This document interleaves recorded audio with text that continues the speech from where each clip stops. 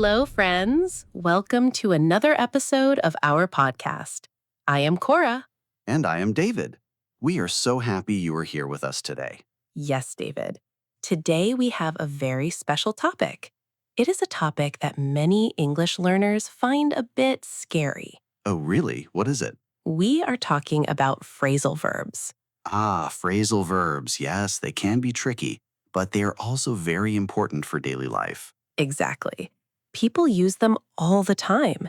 If you want to speak natural English, you need to use them. But don't worry, friends. We are going to make it simple today. We will look at phrasal verbs you can use in your morning routine. That is a great idea, Cora. A morning routine is something we all do every single day, so it is easy to practice. Yes, and practicing every day is the best way to learn. Before we start, let's explain what a phrasal verb actually is. David, can you help us with that? Of course. A phrasal verb is just a normal verb like get or turn, combined with a small word like up or on. Right, and when they come together, they sometimes get a completely new meaning. Yes, for example, wake means to stop sleeping, but we usually say wake up. Exactly. So let's start at the very beginning of the day. Cora, what is the first thing you do in the morning? Well, my alarm goes off at 6 o'clock. Oh, hold on. Go off. That is our first phrasal verb. Yes, it is. When an alarm goes off, it means it starts to make a sound. It rings. So your alarm goes off at 6 o'clock. Do you get up right away? No, I do not. I usually lie in bed for 10 minutes. Then I wake up fully. So there is a difference between wake up and get up, right? Yes, there is. Wake up means you open your eyes. You are not sleeping anymore. But get up means you actually leave the bed. You stand up. That is a very important difference. I wake up at 6, but I get up at 6:15. Me too, David. I like to take my time. So friends, let's repeat those. Wake up means to open your eyes. Get up means to physically leave your bed. Can you say them out loud with us? Wake up. Wake up. Get up. Get up. Great job. Now, Cora, what do you do after you get up? Well, the house is usually a bit dark, so I turn on the lights. Turn on, another great phrasal verb. Yes, we use turn on for electronic things. You turn on the lights, you turn on the TV, you turn on the coffee machine. And what is the opposite of turn on? The opposite is turn off. At night, you turn off the lights before you go to sleep. Perfect. So in the morning, you turn on the lights. What is next? Next, I go to the kitchen. I need my coffee, so I turn on the coffee machine. Then I make breakfast. What do you usually eat for breakfast? I like oatmeal. I put the milk and oats in a pot and I heat it up. Heat up. That means to make something warm or hot, right? Yes, I heat up my breakfast. I also heat up some water for tea if I don't want coffee. That sounds nice and warm. While you eat breakfast, do you look at your phone? I try not to, but sometimes I do. I check my emails and I scroll through social media. Scroll through. That is a very modern phrasal verb. It is. It means to move up and down on your phone screen to look at information. We all do that. We scroll through our feeds. Yes, we do. But it is good to limit that time. I agree. So after breakfast, what do you do? I go back to my bedroom and I pick out my clothes for the day. Pick out. That means to choose.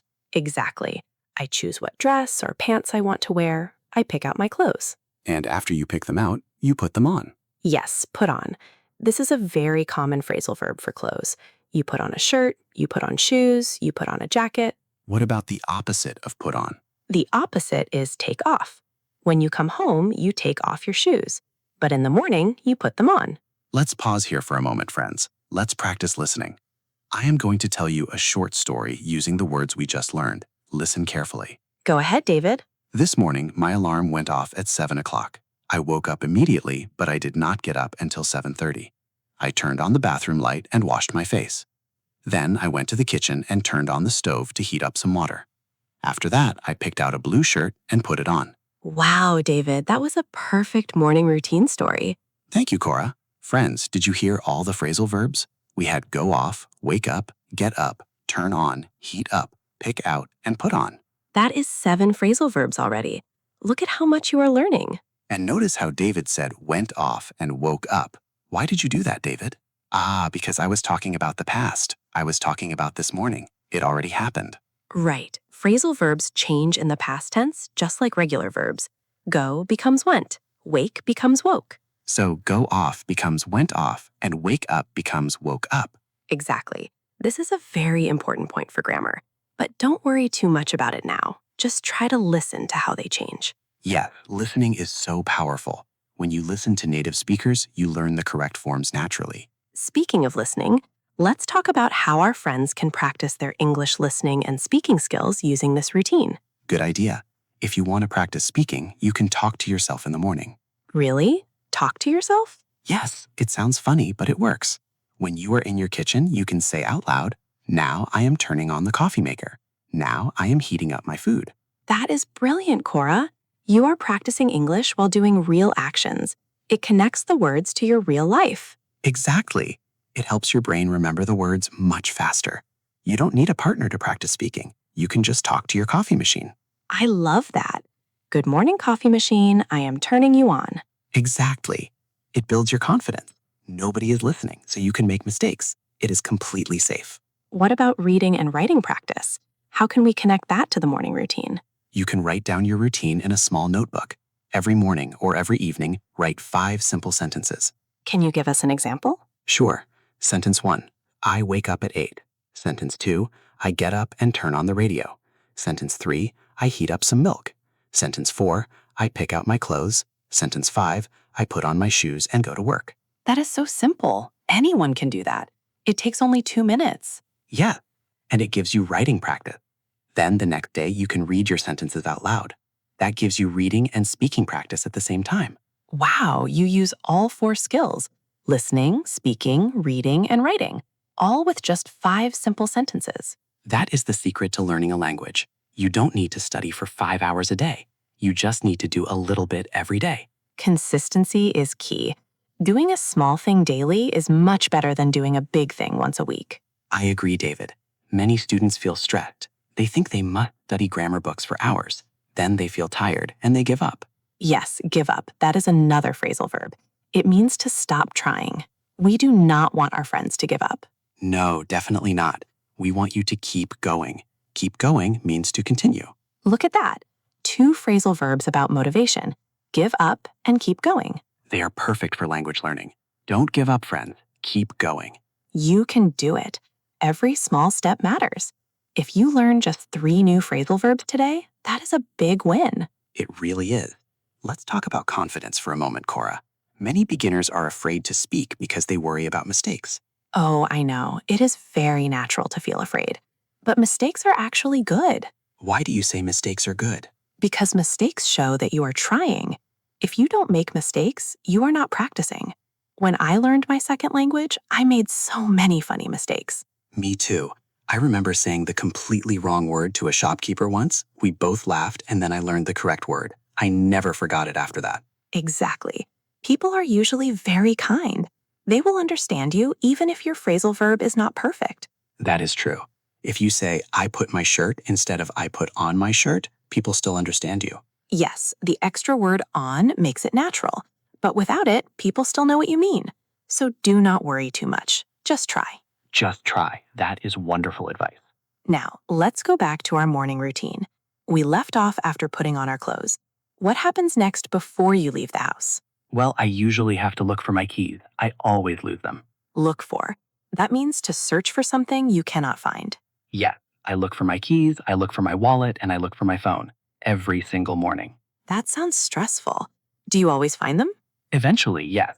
They usually turn up in my bag or on the kitchen table. Turn up. That is an interesting phrasal verb.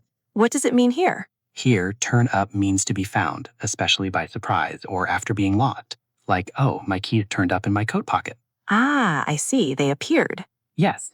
So I look for my keys, and then they turn up.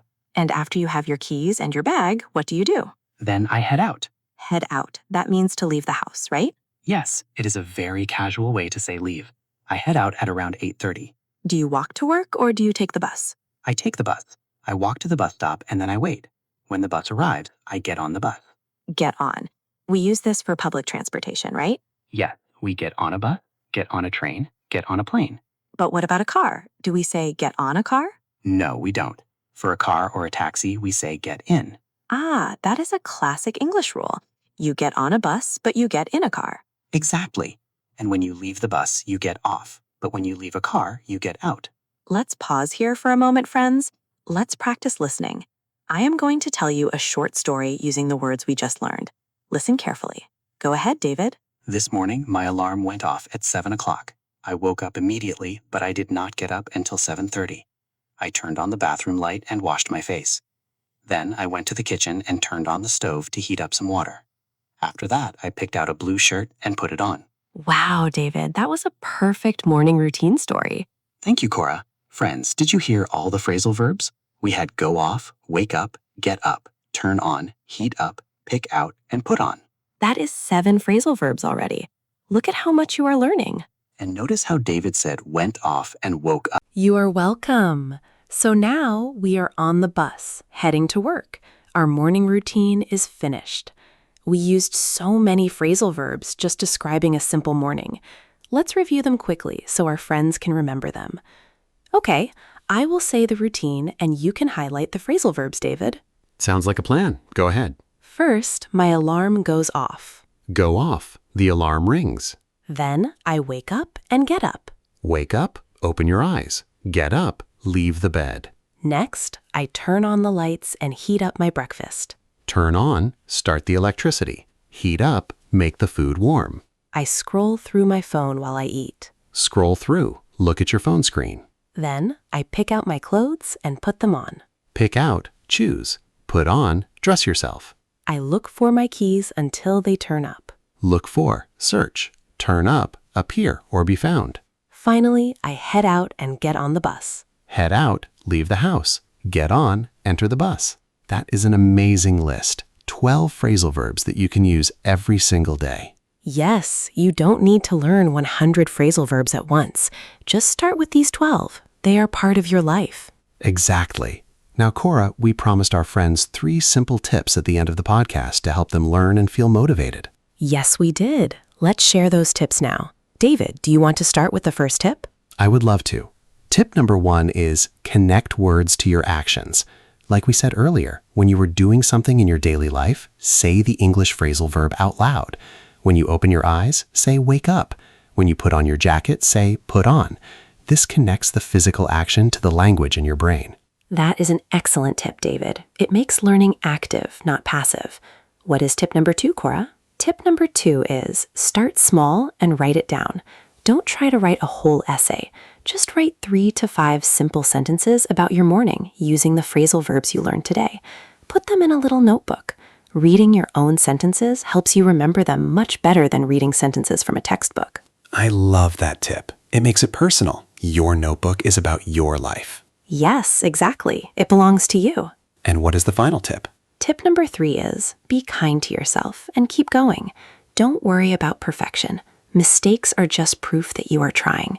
If you forget a word, it is okay. Just try again tomorrow. The most important thing is to not give up. That is a wonderful note to finish on, Cora. Don't give up, friends. Keep going. You are doing a fantastic job just by listening to this podcast today. Yes, you are. Every minute you spend listening is a minute your English is getting better. We are so proud of you. Thank you for listening to us today. Thank you, friends. See you in the next episode. Bye-bye. Goodbye.